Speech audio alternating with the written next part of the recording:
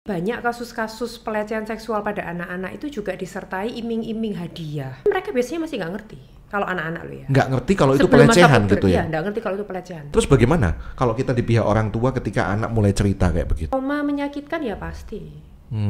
Pasti. Biasanya terapi apa yang Anda lakukan kepada anak kecil loh nih masalahnya?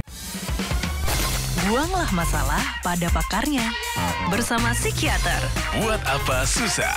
Bahtera Yuda, 96.4 FM.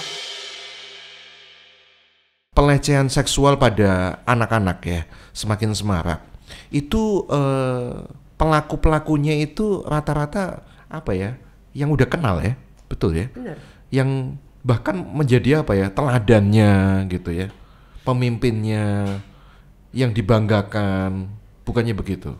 Intinya seringkali kasus pelecehan seksual itu yang melakukan pelaku justru adalah orang yang dekat dan orang yang dipercaya biasanya. Nah, Bisa guru, bisa tetangga, bisa supir, bahkan bisa guru, bahkan bisa rohaniawan.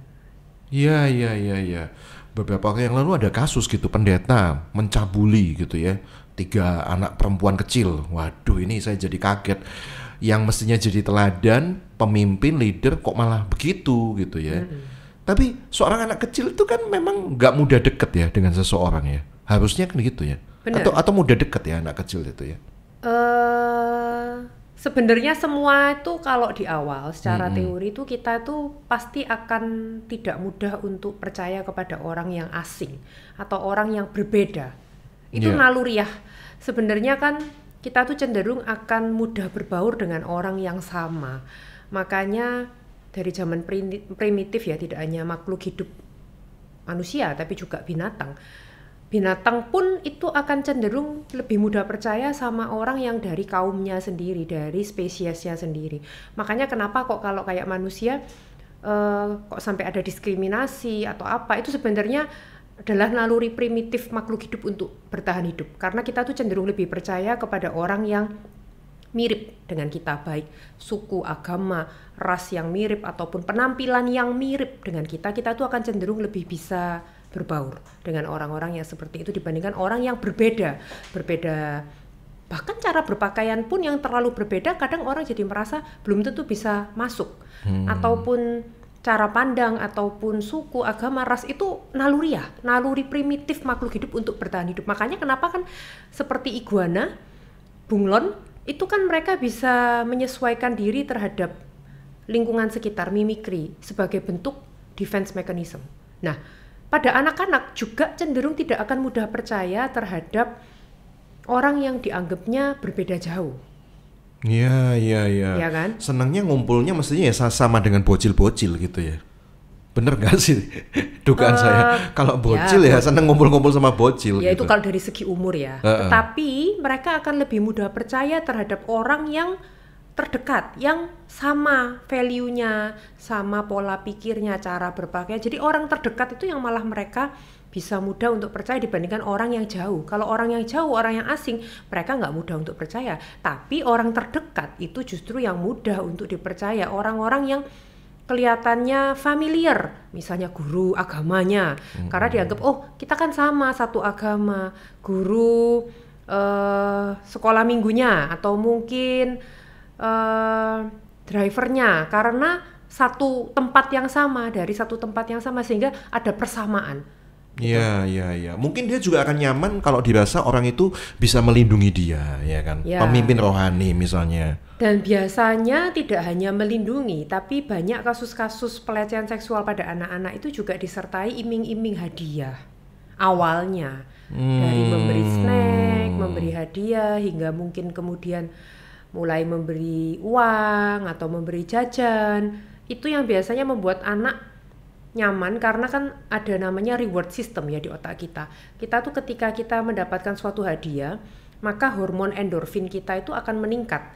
Pusat pleasure di reward system kita merasa aktif karena aku mendapatkan suatu kesenangan. Nah, tanpa sadar kembali lagi ke naluri primitif makhluk hidup, kita tuh kalau seneng, kita tuh kepingin bisa mengulanginya lagi. sehingga mereka akan mendekat untuk bisa mendapatkan reward lagi, hadiah lagi, ataupun makanan, ataupun jajan, ataupun uang lagi. Sehingga dengan cara iming-iming itu, maka anak bisa mudah untuk mendekat kepada pelaku-pelaku pelecehan seksual. Iya, jadi ternyata ada prosesnya, nggak langsung begitu langsung dilecehkan gitu, enggak ya? Enggak, biasanya pelan-pelan mereka Pelan-pelan mendekat ya, dulu, waduh. menjalin rasa percaya, orangnya bisa melindungi, orang yang bisa diajak cerita, diajak bermain, orang yang bisa memberikan hadiah. Jadi ada pleasure yang mereka dapatkan. Makanya reward sistemnya mereka bekerja, mereka kepingin mencari lagi, dan ketika mereka mencari lagi, disitulah mulai dibelokkan ke arah yang tidak seharusnya. Oke dok, terus kalau begitu pada anak-anak kecil, anak-anak kita gitu ya, harusnya diberikan sebuah edukasi tentang seksual gitu ya. Harusnya diberikan pengertian, pemahaman bahwa bagian-bagian tubuh mana aja gitu yang bisa dipegang oleh orang asing sama yang enggak. Betul begitu ya. Bener. Karena anak kecil itu kan ya senang dipegang-pegang orang gitu ya, gitu loh. Tapi dia mungkin nggak paham, saya nggak ngerti apakah dia paham atau enggak gitu ya ketika ada bagian tubuh yang apa namanya rawan gitu ya, itu dipegang gitu. Nah ini gimana dokter menurut Anda? Harus diajari ya? Secara teori kita harus mengajarkan kepada anak-anak kita tentang mana area yang boleh dipegang dan mana area yang tidak boleh. Jadi ada namanya swimsuit area yang ditutupi oleh baju renang ya. Jadi mulai dari badan, tubuh sampai ke paha, itu kan yang ditutupi oleh baju renang. Itu yang tidak boleh dipegang. Baik seperti contohnya dada, perut, paha, pantat. Itu tidak boleh untuk dipegang oleh siapapun juga, kecuali oleh orang tua yang sejenis kelamin, ya, atau dokter di hadapan guru. Di hadapan orang tua, salah ngomong. Oh, loh bahkan orang tua pun harus yang segender. Kalau sudah di atas usia 5 tahun sebaiknya iya. Oh gitu. Karena kalau di atas usia 5 tahun, anak itu sudah mulai mengerti tentang perbedaan gender kok. Ya, justru kasus pelecehan seksual kan kembali lagi banyak dilakukan oleh orang terdekat. Ada loh di berita ayah kandung yang melecehkan putrinya sendiri, ada. Dan ayah tiri yang melecehkan anaknya, anak tirinya itu juga ada. Sehingga sebisa mungkin kalau di atas 5 tahun itu satu gender yang sama. Wah repot juga ya kalau mama punya anak laki-laki seperti Anda gitu, nggak boleh pegang-pegang sembarangan. Kalau perempuan ke anak laki-laki itu cenderung pelecehan seksualnya lebih rendah lah. Biasanya yang lebih sering melecehkan tuh kan laki-laki, ya nggak sih? Saya nggak punya data soal itu ya. Iyalah, kebanyakan laki-laki. Jadi yang mungkin harus lebih diwaspadai adalah laki-laki yang ke anak perempuan. Tapi nggak menutup kemungkinan loh. Saya juga pernah dapat kasus pembantu perempuan melecehkan anak majikannya yang laki-laki. Nah, makanya kenapa tadi saya bilang sebisa mungkin di atas 5 tahun jangan membiasakan untuk mandi telanjang di depan gender yang berbeda. Karena kan kadang ada ya sampai umur 5 tahun mandi kakak adik bareng padahal berbeda gender. Tidak disarankan. Karena mereka mulai tahu perbedaan laki dan perempuan. 5 tahun itu ya batasnya. Di atas 5 tahun. Dia sebelum 5 tahun masih nggak apa-apa. Di atas 5 tahun sebaiknya jangan. Oke. Ini pedoman buat Anda ya orang tua. Cobalah kasih edukasi gitu ya. Tadi pedomannya kenapa kok baju renang? Karena ada bagian yang terbuka dan tertutup dan itu apa yang paling minim gitu ya. Untuk memudahkan menghafalkan area mana yang boleh dipegang, mana yang enggak, ya baju renang. Area baju renang yang proper ya, maksudnya yang sampai paha, itu yang nggak boleh untuk dipegang. Swimsuit yang tertutup oleh swimsuit. Jadi misalnya orang pegang lengan ya masih boleh, pegang tangan masih boleh, gitu kan. Tapi kalau sudah pegang paha, badan, dada, pantat, itu tidak boleh. Ya. Itu udah tergolong pelecehan gitu ya. Dan juga area bibir. Bibir ini maksudnya berciuman gitu? Iya kan? Iya. Saya ada loh kasus pasien saya dilecehkan oleh omnya sendiri. Awalnya cium pipi, ya kalau cium pipi masih nggak apa-apa ya. Kemudian lama-lama dicium bibirnya. Iya. Om sendiri loh. Iya. Leher itu juga nggak boleh ya diajarkan anak-anak. Leher, bibir, dan area yang tertutup oleh baju. Iya, iya. Maksudnya itu mungkin area-area yang mudah terangsang gitu ya, secara seksual. Ya, dan itu kan area pribadi ya, privasi, area privat, nggak boleh. Oke dok, lebih dari itu ya, ketika itu dia kan pendidikan untuk mencegah seseorang supaya tidak kena pelecehan seksual gitu ya, diajari anak sejak dini gitu dan tidak membiasakan anak kecil tadi ya, mulai 5 tahun ke atas kumpul dengan orang yang beda gender misalnya gitu ya, maksudnya sampai deket-deket gitu ya. Yang paling penting adalah bagaimana ketika seorang anak kecil ini udah dilecehkan secara seksual, nah, itu kan secara mental juga tergoncang ya gitu ya, menimbulkan trauma tersendiri ya. Ya. Nah bagaimana gitu mengatasi seandainya ada kasus anak kecil nih dilecehkan secara seksual? Biasanya kalau anak kecil dilecehkan secara seksual, ketika dia masih kecil, Ketakutan ngomong kan biasanya? mereka masih nggak ngerti kebanyakan. Nggak ngerti? Nggak ngerti. Mereka ketakutan ngomong itu biasanya karena diancam atau diiming-imingi. Kamu jangan ngomong mamamu lo ya. Atau kamu kalau nggak ngomong mamamu, aku kasih hadiah. Pokoknya jangan ngomong gitu ya. Tapi mereka biasanya masih nggak ngerti. Kalau anak-anak lo ya. Nggak ngerti kalau itu Sebelum masa pelecehan puber, gitu ya? Iya, nggak ngerti kalau itu pelecehan. Jadi misalnya dipangku, dipegang-pegang. Ya, itu tuh mereka masih nggak ngerti. Dimasukkan, mereka nggak ngerti. Apa sih diajak mainan gitu. Oke. Tapi kemudian ketika tanpa sengaja mereka cerita ke orang tua, baru orang tuanya kaget. Nah ketika mereka dilecehkan itu nggak ngerti, terus sekaligus mereka ngerasa nyaman atau nggak nyaman ya? Kalau nggak nyaman kan mestinya mengadu gitu ya? Nggak mesti, Bu. Ada yang merasa nyaman, ada juga yang merasa kesakitan kalau sudah sampai penetrasi. Kan ada yang misalnya pelecehan seksualnya sampai penetrasi itu kan udah kesakitan. Tapi kalau misalnya nggak sampai penetrasi ya nggak kesakitan. Tapi kalau udah sampai penetrasi mereka kesakitan karena biasanya kan selaput darahnya pecah sehingga keluar darah. Sehingga biasanya ketika mereka pipis mengeluarkan darah, di situ biasanya orang tua mulai curiga. Barulah cerita gitu. Barulah ya, cerita. Gitu ya. Oke. Nah sekali lagi, terus bagaimana kalau kita di pihak orang tua ketika anak mulai cerita kayak begitu? Nah, apa yang harus kita lakukan? Percaya nggak percaya ya, kadang kalau pelakunya adalah orang terdekat yaitu keluarga, banyak orang tua yang tidak berani untuk menegur karena sungkan. Kayak contohnya tadi kasus pasien saya tadi yang diciumi oleh omnya sendiri, dicium bibirnya. Ketika anak itu beranjak dewasa, dia baru tahu kan, dia baru berani cerita dan dia ngomong ke mamanya.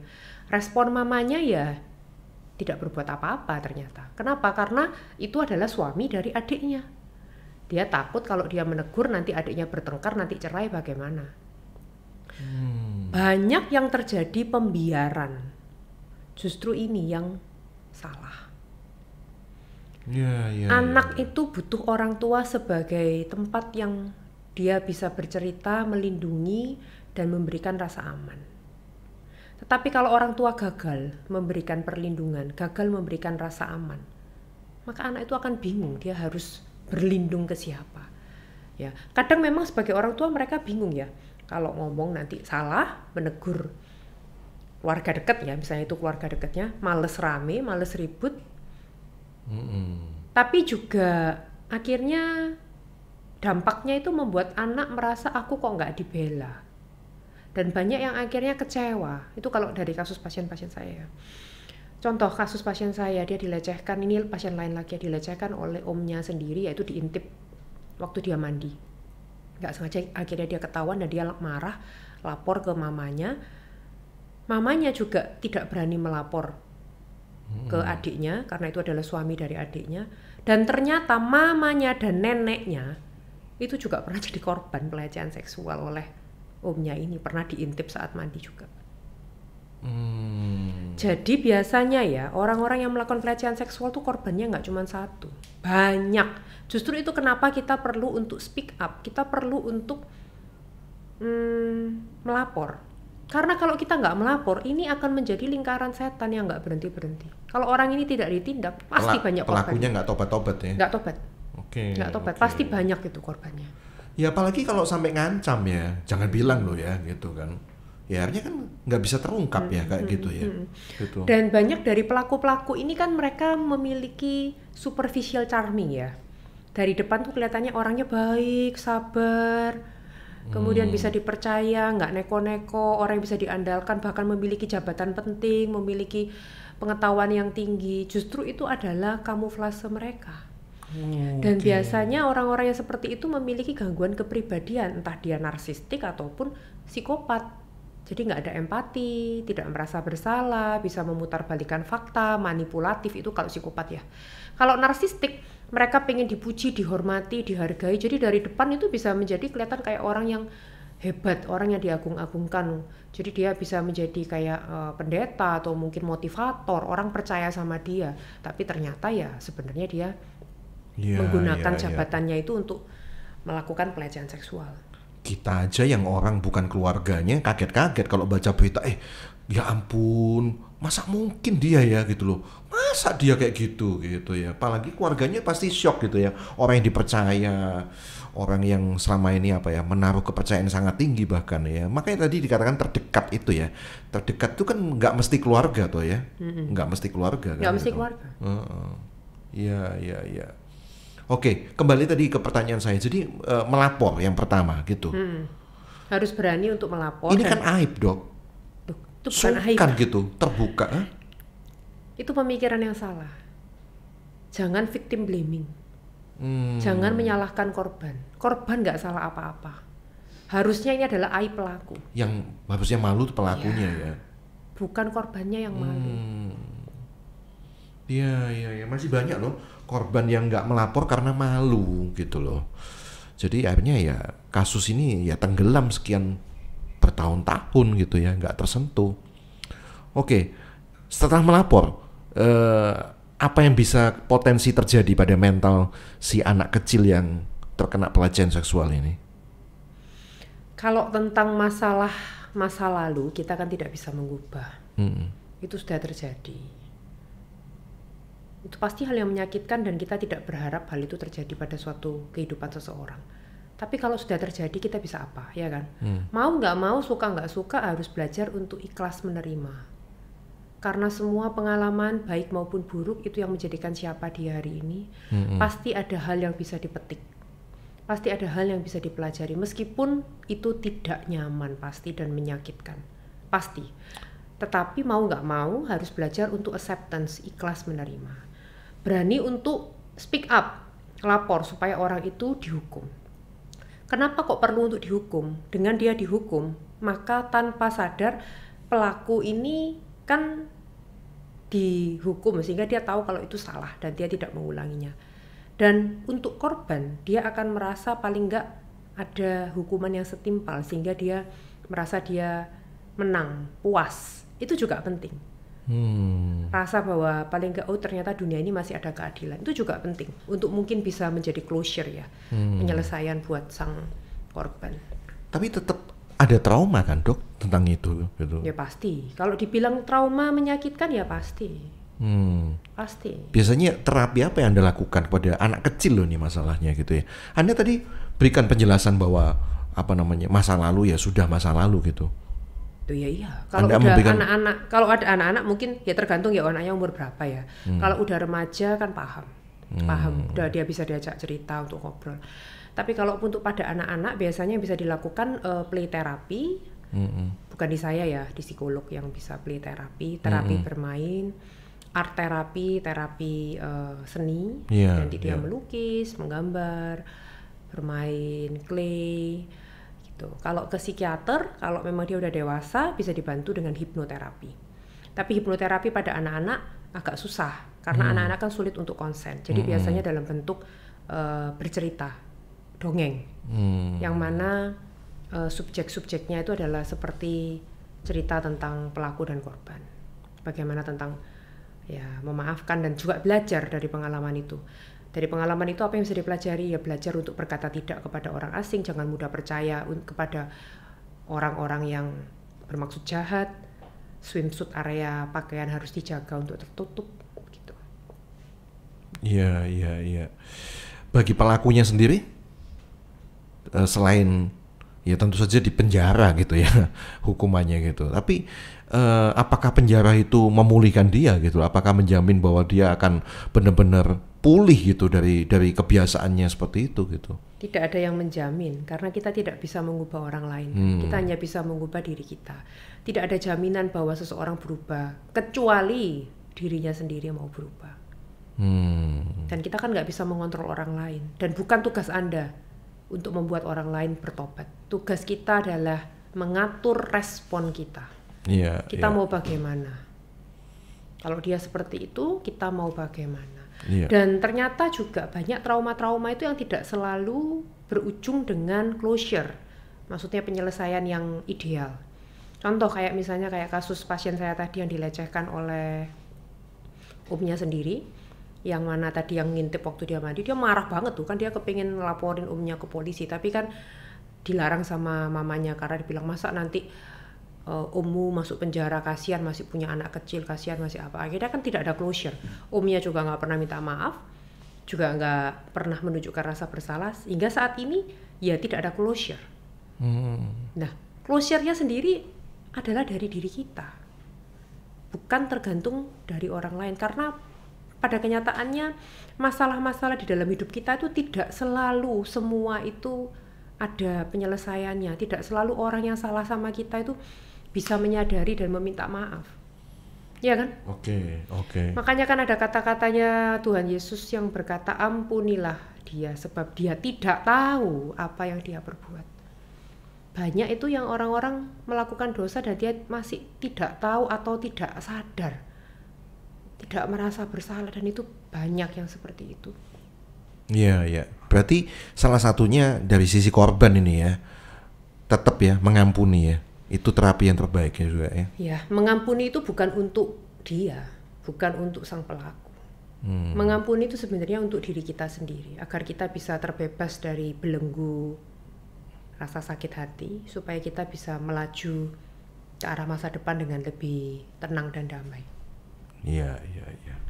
Oke dokter, terima kasih buat pencerahannya kali ini ya. Buanglah masalah pada pakarnya bersama psikiater. Buat apa susah?